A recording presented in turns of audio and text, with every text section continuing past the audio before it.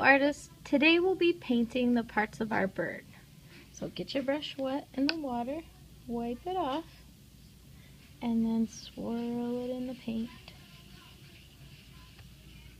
And paint your bird parts.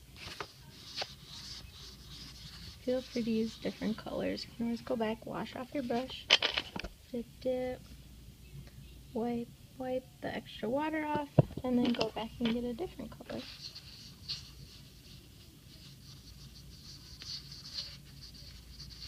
And you're going to keep going until you paint all of your bird parts. The head, the body, the wings, and the tail.